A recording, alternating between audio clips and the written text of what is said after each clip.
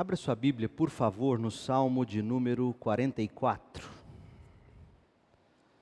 Salmo de número 44, nós vamos ler os últimos versículos como introdução. Nós vamos ler a partir do verso 18 até o final. Chamo sua atenção para esse salmo para a gente pensar sobre ovelhas vencedoras.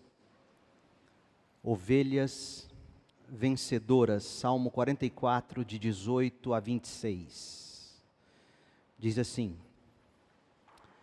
Nosso coração não te abandonou, não desviamos os pés de teu caminho. Tu, porém, nos esmagaste no deserto onde vivem os chacais, e nos cobriste de escuridão e morte. Se tivéssemos nos esquecido do nome de nosso Deus, ou estendido as mãos em oração a deuses estrangeiros, Deus com certeza saberia, pois Ele conhece os segredos de cada coração. Mas por causa de Ti, enfrentamos a morte todos os dias, somos como ovelhas levadas para o matadouro. Desperta, Senhor, porque dormes? Levanta-te. Não nos rejeites para sempre. Por que escondes o rosto de nós? Por que te esqueces de nosso sofrimento e opressão? Desfalecemos no pó, caídos com o corpo no chão. Levanta-te e ajuda-nos. Resgata-nos por causa do teu amor. Resgata-nos por causa da tua misericórdia. Esta é a palavra do Senhor. Amém. O que nós temos aqui no Salmo 44 é um lamento coletivo. Se você ler atentamente o Salmo, você vai descobrir que os pronomes pessoais estão todos no plural, nós. Diferentemente dos dois salmos anteriores, onde os pronomes eram singulares, eu.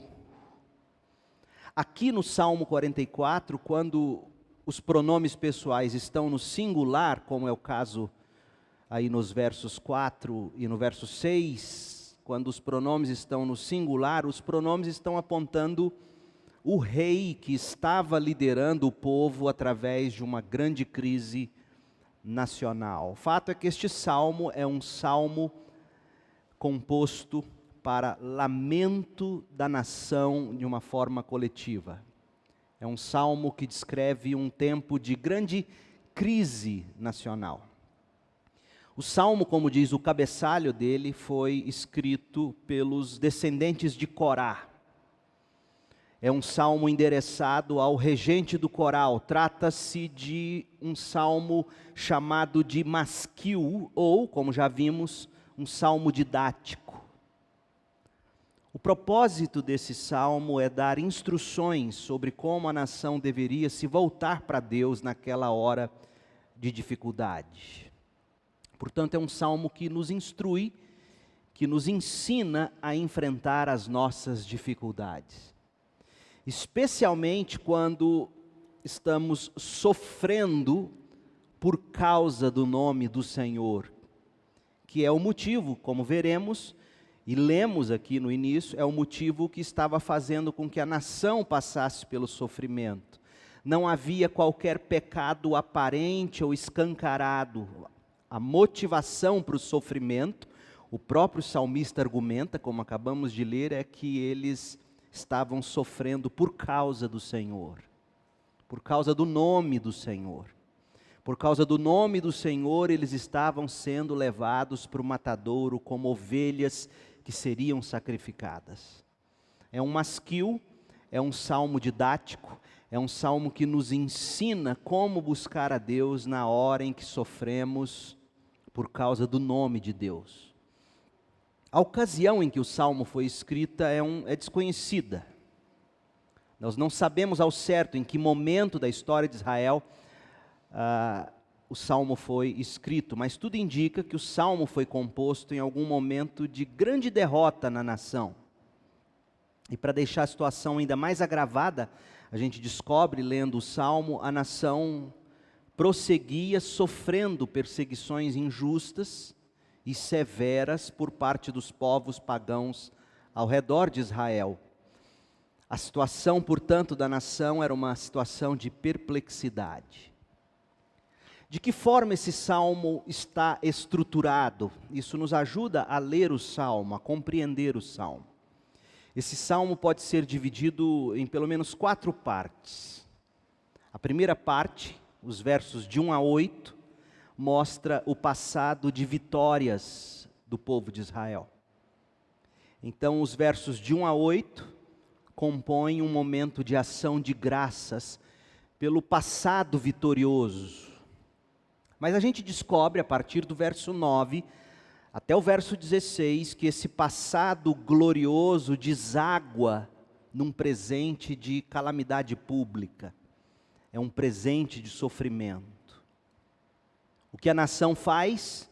Os versos 17 a 22 nos mostra a nação se voltando para Deus em questionamentos, em busca de resposta. E a quarta e última parte do Salmo, do verso 23 ao 26, é a nação de joelhos, clamando por socorro.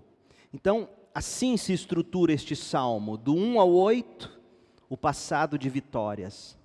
Do 9 ao 16, o presente de calamidade pública.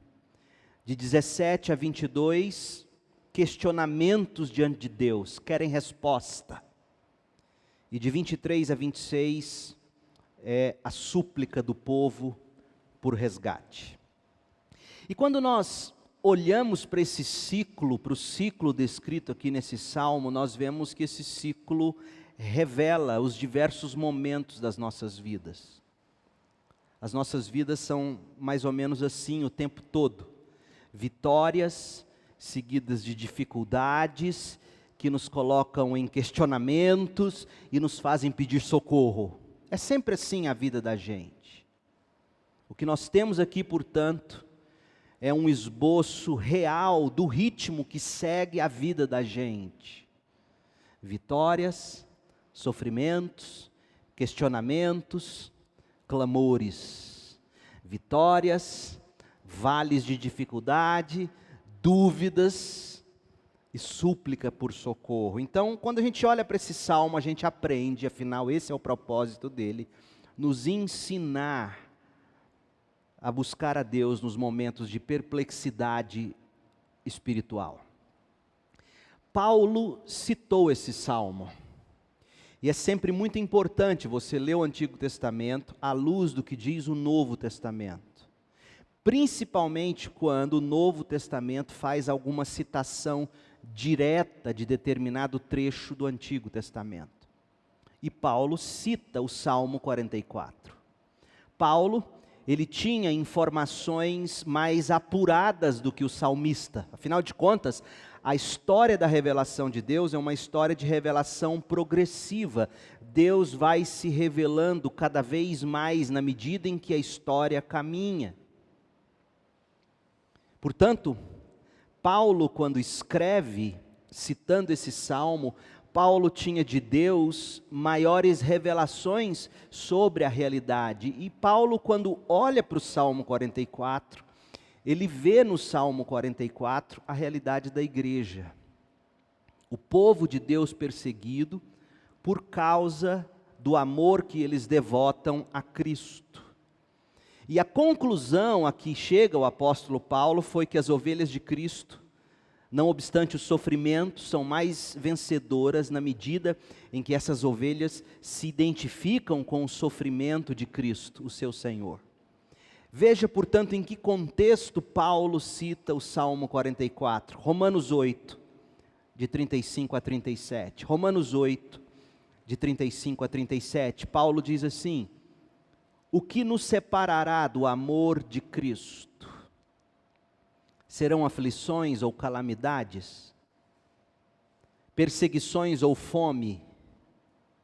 Miséria, perigo ou ameaças de morte? Como dizem as Escrituras, e aqui é Salmo 44, 22, como dizem as Escrituras, por causa de ti Enfrentamos a morte todos os dias, somos como ovelhas levadas para o matadouro, mas, apesar de tudo isso, somos mais que vencedores por meio daquele que nos amou. Veja que quando Paulo olha para a situação da igreja perseguida no seu contexto, ou de crentes sofrendo perseguição por causa do nome de Cristo, quando Paulo olha para aquele contexto, ele se lembra do Salmo 44, verso 22, e diz: o sofrimento do povo de Deus, por causa do nome de Deus, é por Deus recompensado. E Paulo é um enorme pastor quando ele escreve esse texto de Romanos. Paulo sabe que nós, seres humanos, sempre que passamos por aflições, conforme ele diz no verso 35 de Romanos 8, sempre que passamos por calamidades, por perseguições, por fome, por miséria, por perigo, sempre que somos ameaçados de morte, principalmente sempre que sofremos porque estamos sendo fiéis a Cristo, a primeira dúvida que ronda o coração da gente é: será que Deus nos ama mesmo? Será que Deus nos ama mesmo? Porque se Deus me amasse, será que eu estaria passando por tantas aflições, calamidades, perseguições, fome, miséria, perigos? Será que se Deus me amasse, eu estaria sendo ameaçado de morte? Aí Paulo diz: é precisamente porque Ele nos ama, e é precisamente porque nós o amamos e nos identificamos com Ele, é precisamente por causa disso, como dizem as Escrituras, Salmo 44, 22, é por causa disso que nós enfrentamos a morte todos os dias e somos como ovelhas levadas para o matadouro. Mas tem um detalhe, Paulo completa: nós somos mais que vencedores por meio daquele que nos amou, porque nada nos separará do amor de Deus em Cristo Jesus. É muito importante que a gente leia o Salmo 44 com essa teologia do sofrimento em mente. Porque o sofrimento de que o Salmo 44 fala é o sofrimento do homem e da mulher de Deus que sofrem injustamente, precisamente, por carregarem o nome de Cristo. Então, olhe comigo para esse Salmo, Salmo 44. Vamos respeitar as divisões naturais do Salmo e vamos ver aqui quais lições nós tiramos para as nossas vidas. Salmo 44, de 1 a 8. O passado de libertação. Quem lê o Salmo 44 e para no versículo 8, não se dá conta de que o Salmo vai se transformar num lamento. Porque esses 8 primeiros versículos do Salmo, eles contêm todos os ingredientes necessários para formar um salmo de ação de graças. Observa aqui no Salmo 44, de 1 a 8, que o salmista, ele reconhece a ação de Deus no passado. No verso 3, o salmista declara que a conquista de Canaã não foi por causa deles, foi por causa de Deus. No verso 4, eles dizem que eles sabem que as vitórias deles vieram do Senhor, e por causa disso o rei não confia em si mesmo, o rei confia em Deus, versos 6 e 7. E o rei então conclama a nação como um todo, verso 8, para adorar a Deus. Leia comigo, de 1 a 8. Ó Deus, ouvimos com os próprios ouvidos, nossos antepassados nos contaram tudo o que fizeste em seus dias, muito tempo atrás. Quem fez? Deus fez. Não foram os antepassados que fizeram, Deus fez. Quão diferente da maioria de nós, inclusive dentro das nossas igrejas, que quando olham para o passado, em vez de exaltarem Deus, exaltam pessoas. O Salmo não está dizendo, nossos antepassados fizeram, nossos antepassados construíram, nossos antepassados construíram essa igreja. Não, o que o texto diz é, ouvimos o que Deus fez.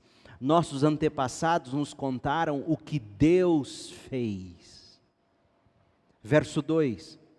com teu poder expulsaste as nações e estabeleceste teu povo na terra. Esmagaste os povos inimigos e libertaste nossos antepassados.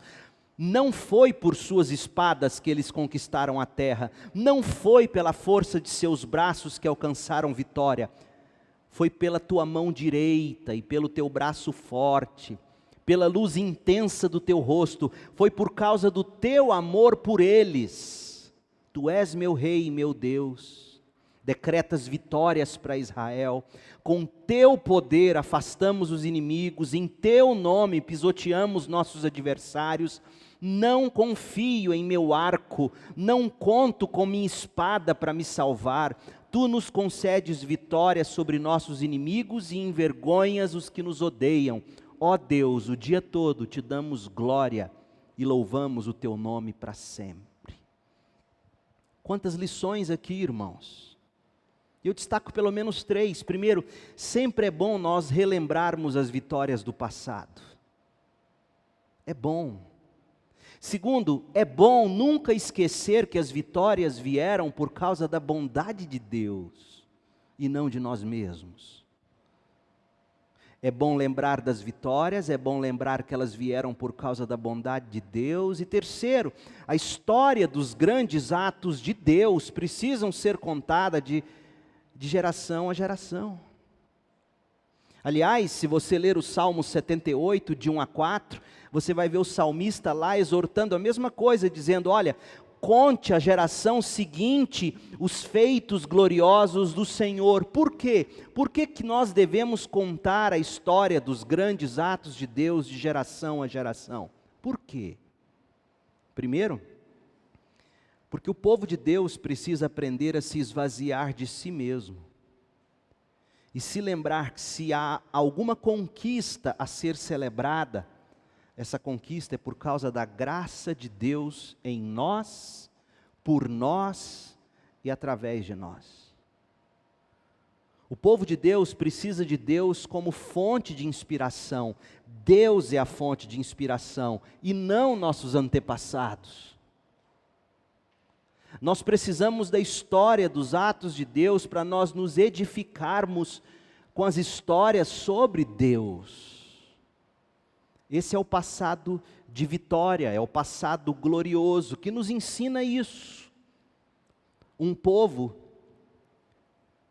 se tem algo a ser celebrado por esse povo, é a graça de Deus por esse povo, nesse povo, através desse povo. O Salmo 44, nesse primeiro parágrafo, versos de 1 a 8, portanto, destaca esse passado de libertação do povo de Deus. É a história de um Deus que escolheu um povo que não tinha nada em si mesmo que pudesse agradar a Deus. Esse Deus, por pura graça, soberanamente escolheu esse povo, arrancou esse povo do Egito com braço forte, plantou esse povo em Canaã, a terra prometida, e esse povo passou a viver para o louvor da glória de Deus. Essa é a história que está sendo celebrada nos versos de 1 a 8. Nós estamos há 2 anos do centenário dos batistas em Goiás, e se há algo a ser celebrado, não é a história dos nossos antepassados, é a história do nosso Deus, em todo e qualquer momento. Só que o Salmo 44, a partir do verso 9, ele dá uma guinada. Tudo parecia ir muito bem, até que vem uma pausa. Eu não sei se na sua tradução você tem aí, no fim do verso 8, a palavrinha selá, ou interlúdio, ou pausa, porque existe isso no original hebraico. É uma pausa para reflexão.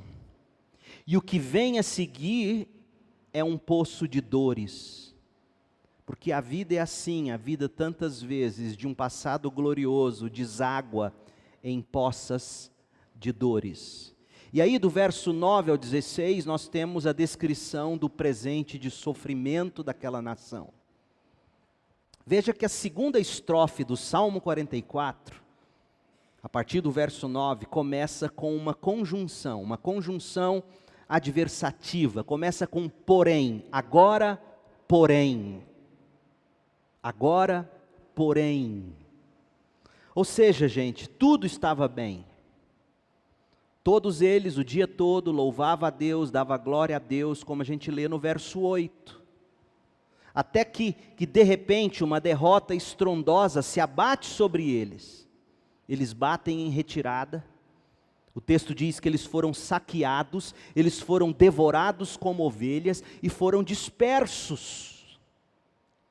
Que momento foi esse na história de Israel? Não se sabe ao certo.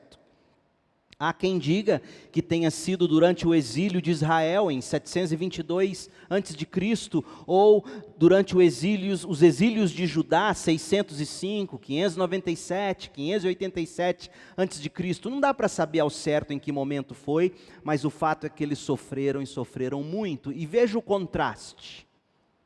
Verso 8. Ó Deus, o dia todo te damos glória e louvamos teu nome para sempre. Pausa. Agora, porém, tu nos rejeitaste, nos envergonhaste. Eles se sentem assim, rejeitados por Deus. Eles se sentem envergonhados por Deus. Já não conduzes nossos exércitos para as batalhas. Veja que eles continuam tendo mão forte, arco, flechas, espadas, mas não vencem guerras. Por quê? Porque Deus não os conduzia mais. Verso 10, tu nos fazes bater em retirada diante de nossos inimigos e permites que sejamos saqueados por aqueles que nos odeiam, entregaste-nos como ovelhas para o matadouro e espalhaste-nos entre as nações. Esse era o sofrimento daquele povo. E para piorar tudo, a gente vê a partir do verso 12, o povo é vendido por uma ninharia e Deus parece nem se preocupar com o preço. Eles são objeto de zombaria e estão humilhados. Continue lendo, verso 12. Vendeste teu povo precioso por uma ninharia e não tiveste lucro com nada. Permitiste que as nações vizinhas zombassem de nós, somos objeto de desprezo e ridículo para os que nos rodeiam. Fizeste de nós motivo de riso entre as nações, com desdém, balançam a cabeça para nós. Não há como escapar da humilhação constante. Temos o rosto coberto de vergonha, não ouvimos outra coisa senão os insultos dos que zombam de nós. Não vemos outra coisa, senão os inimigos que desejam vingança.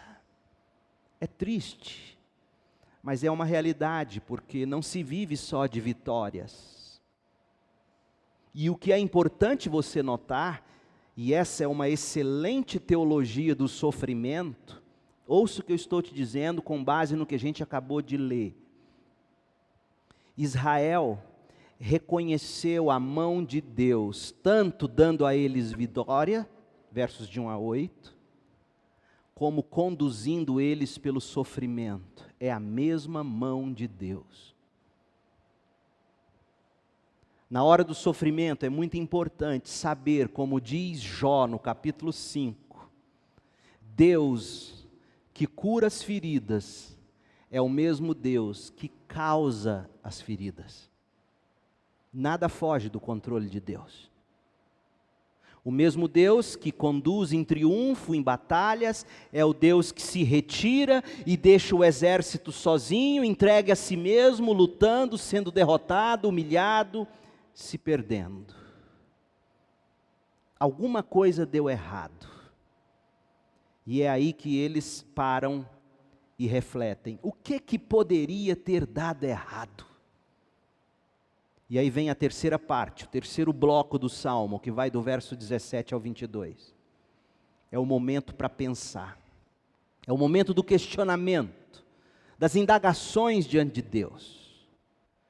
E a gente observa nos versos 17 a 22 que a memória, o pensamento, é o lugar onde se processa as verdades que nos trazem esperança ou nos destroem por completo. Gente, toda batalha toda batalha é vencida ou é perdida na mente. Segundo aos Coríntios 10, de 4 a 5, toda batalha. Por isso que é importante você observar como Israel processa essa derrota.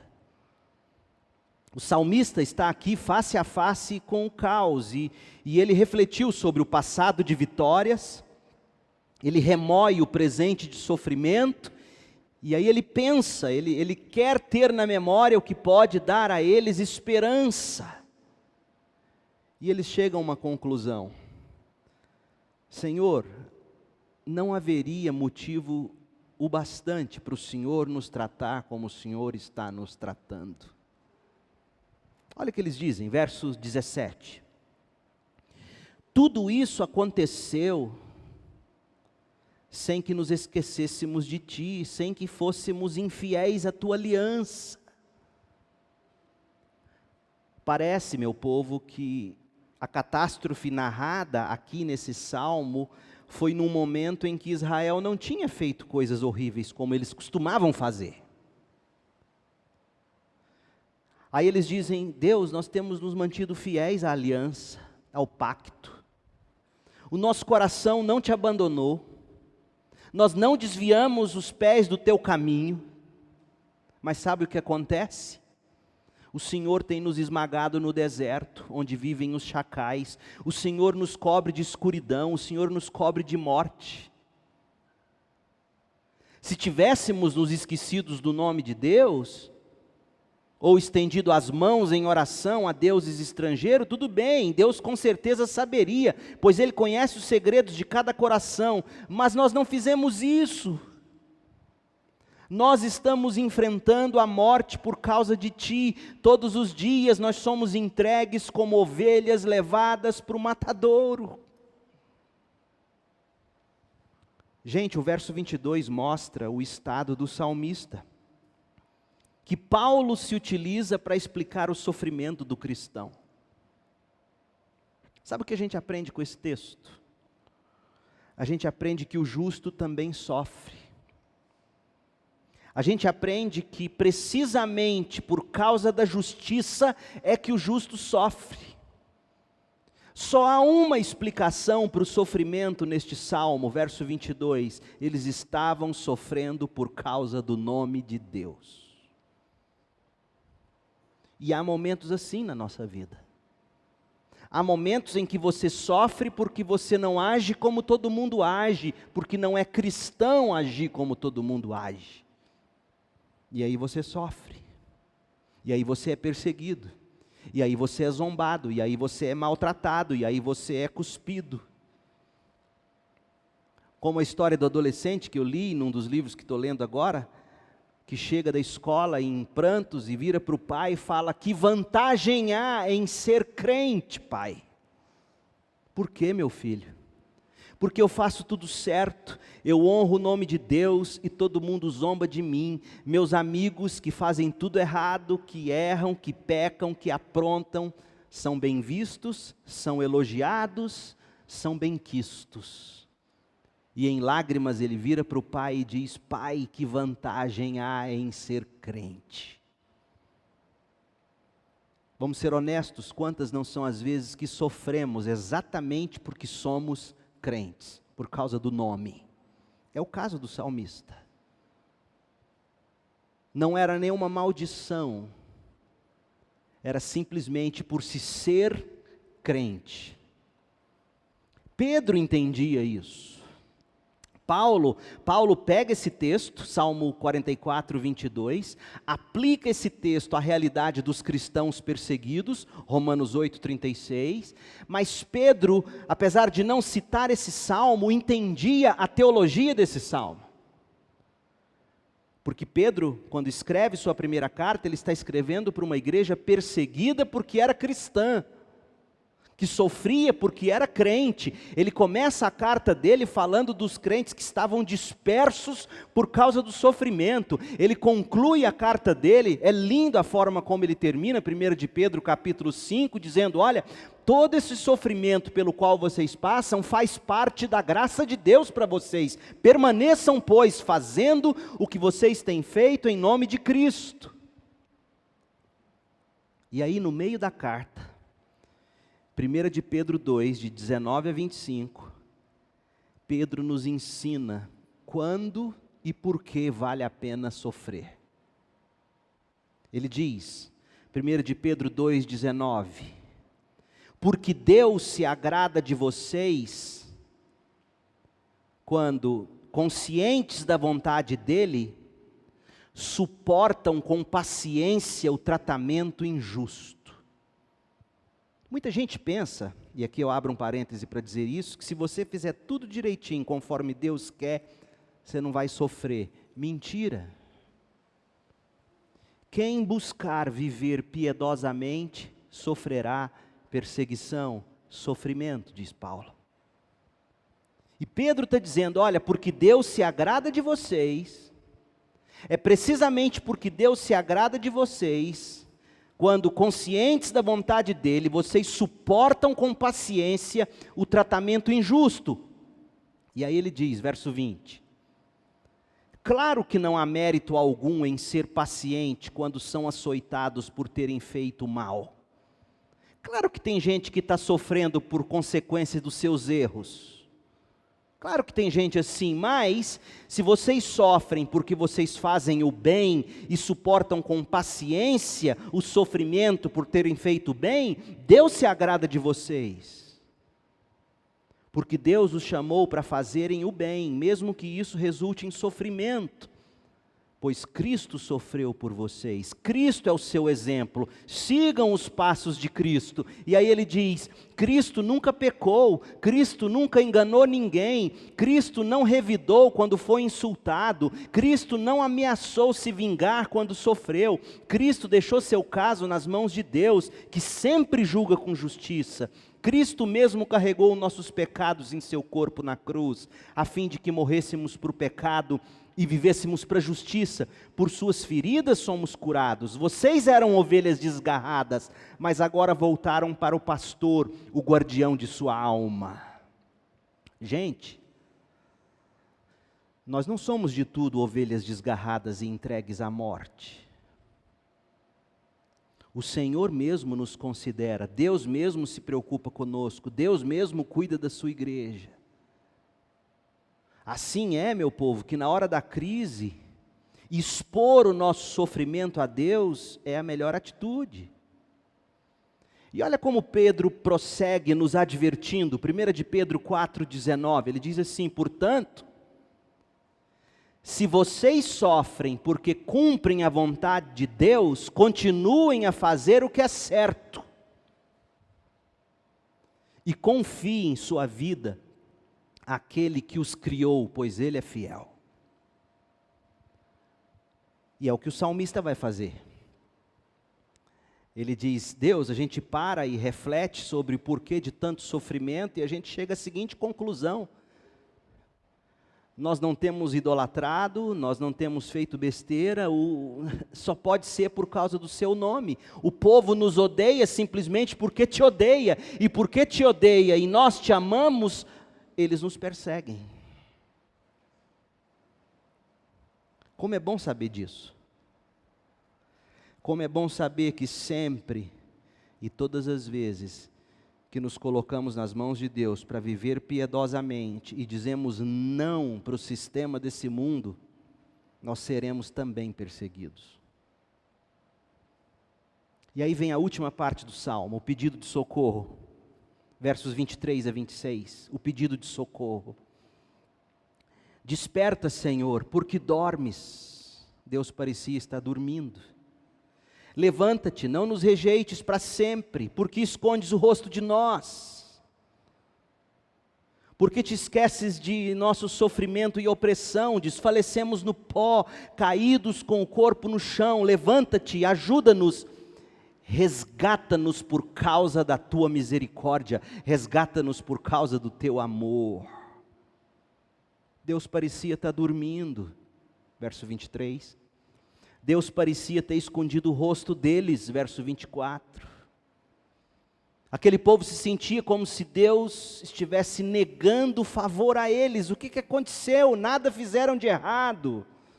E esse é o mistério, irmãos, que tantas vezes nós nos pegamos nele. Porque a vida é composta de momentos de elevações e de quedas, alegrias e tristezas, vitórias e derrotas. As tempestades chegam no nosso barco, mesmo quando Jesus está dentro dele conosco. Essa história aqui do verso 23, quando eles perguntam: Deus, por que estás dormindo, escondeste o rosto de nós, me fez lembrar da história de Marcos, no capítulo 4, de 36 a 38. Jesus estava dentro do barco, eles partiram, deixaram as multidões para trás. Jesus dentro do barco, e o texto diz que logo uma forte tempestade se levantou, as ondas arrebentavam sobre o barco, que começou a encher-se de água. Por que eles estavam enfrentando aquela tempestade toda? Precisamente porque Cristo era com eles. Precisamente porque eles precisavam seguir os passos de Cristo, o ministério de Cristo. Precisamente porque eles precisavam deixar aquela multidão, chegar do outro lado e continuar pregando. Precisamente porque estavam no centro da vontade de Deus, precisamente porque Cristo era o centro do barco deles, a tempestade os abateu. Não se iluda. Fazer a vontade de Deus chama sobre você tempestades. E aí o texto diz que eles se desesperaram, perguntam para Jesus: o Senhor não se importa conosco? Jesus se desperta do sono, o texto diz que ele tinha até um travesseirinho, uma almofada onde ele deitava a cabeça e dormia tranquilo, e aí ele grita: silêncio, aquiete-se, o vento para, houve grande calmaria. Então Jesus perguntou para eles: por que vocês estão com medo? Vocês ainda não têm fé? Irmãos, tempestades acontecem mesmo quando Jesus está no barco. O vento não deixa de soprar sobre nossas vidas porque nós cremos. Jesus mesmo ensina no Sermão do Monte, lá na conclusão do Sermão do Monte, Mateus capítulo 7, que a tempestade chega sobre todas as casas. Mas a que fica em pé, a que permanece, é a que é construída sobre a rocha. E ser construído sobre a rocha significa conhecer e praticar a palavra de Deus. Note qual é a última palavra desse salmo. A última palavra do salmo é fidelidade, ou benignidade, ou misericórdia, ou amor. A última palavra do salmo: resgata-nos por causa de teu hesed, é a palavra hebraica. Amor, fidelidade, amor inalterável de Deus, amor de aliança, amor de pacto. Senhor, salva-nos por causa do pacto. E o Senhor nos salva por causa do pacto. O Senhor nos salva por causa do sangue da nova aliança. O sangue do Cordeiro de Deus que tira o pecado do mundo. Então, concluindo, o tema que dei para esse salmo foi ovelhas vencedoras. Vencedoras, porque todas as ovelhas do Senhor chegarão no céu. Nenhuma haverá de se perder. De maneira nenhuma o Senhor as lançará fora. E a história do Salmo 44 é a história da salvação. De 1 a 8 no Salmo, a gente aprende que Deus escolhe um povo, elege um povo, salva esse povo, independentemente da força deles, dos arcos deles, dos carros deles, das flechas, da lança, da espada. Deus salva e liberta por pura graça. Depois a gente aprende nesse salmo que precisamente por eles viverem para o Senhor, eles sofrem como ovelhas que são levadas para o matadouro. Por quê? Porque se odiaram o nosso Deus e Senhor, obviamente que odiarão a nós também. Foi isso que Jesus ensinou. O que você espera dos seus amigos de escola, de faculdade, de trabalho, que não amam a Jesus? O que você espera deles quando você falar para eles, não, não, porque isso não honra o meu Senhor? O que você espera deles? Parabéns? Não, eles vão zombar de você. Eles vão rir de você, eles vão criticar você, eles vão fazer de tudo para destruir você. E aí, não obstante os sofrimentos, as ovelhas são mais que vencedoras por meio daquele que nos amou. Nós somos conduzidos triunfantemente e assim nós vamos espalhando o bom perfume do Evangelho. Porque no final, o Salmo deixa claro, nós seremos resgatados por causa da aliança, do pacto, do amor de Deus. Nada nos separará do amor de Deus em Cristo Jesus. Nada.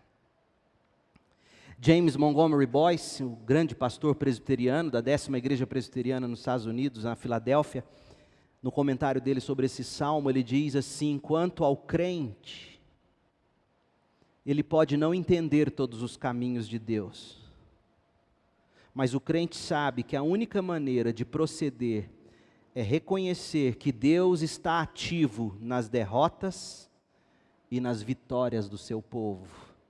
Deus está ativo nas derrotas e nas vitórias do seu povo. E cabe a nós, o povo crente, esperar pelo resgate final. Esperar pela nossa glorificação em Cristo. Porque em Cristo nós somos ovelhas vencedoras, em Cristo nós chegaremos ao céu. Creia nisso. E se você estiver atravessando algum momento de crise ou de dificuldade, só tem duas opções para o seu sofrimento. Uma, por consequência de erro, de pecado, ou de se ser humano num mundo caído. Se o seu sofrimento é consequência de um pecado flagrante seu, arrependa. Ele é fiel e justo para te perdoar e te restaurar. Agora, se o seu sofrimento é precisamente porque você é crente, está fazendo como crente tem que fazer, lembre-se, isso agrada a Deus. Isso agrada a Deus. E a lição muito prática que esse salmo deixa para nós, e aqui eu concluo, é que a maneira que a Bíblia nos apresenta para nós enfrentarmos os problemas e perseverarmos com fé, é a gente aprender a olhar para as histórias de Deus no passado. O salmo começa com uma celebração. Aprenda a ler biografias cristãs, aprenda a ler histórias de Deus na história da humanidade. Leia sua Bíblia, leia bons livros, alimente sua alma, identifique-se com o sofrimento do povo de Deus espalhado pela terra. Pedro diz isso na carta dele. Lembrem-se, outros também estão sofrendo como vocês, identifiquem-se com isso, vejam que esse é o caminho, aprendam com o povo de Deus, com a história do povo de Deus, porque na verdade nós somos ovelhas vencedoras, por meio de Cristo, que nos amou. Oremos. Pai, em nome de Jesus, que o Senhor não nos deixe esquecer que nada, sofrimento algum, morte ou vida, saúde ou doença, coisa nenhuma, a vida, nada pode nos separar do amor de Deus em Cristo Jesus. Em Cristo nós somos conduzidos em triunfo, até o dia em que nos apresentaremos diante do Senhor. Por mais que venhamos a nos perceber como ovelhas sendo levadas no matadouro, o Senhor Jesus já trilhou esse caminho antes de nós, o Senhor Jesus morreu por nós e venceu a morte e ressuscitou. E se com Ele agora sofremos, e se como Ele agora perecemos, com Ele também viveremos. Somos ovelhas vitoriosas. Obrigado por isso, que isso possa encantar nosso coração e nos encher de novo de fé, de esperança e de amor. Em nome de Jesus. Amém.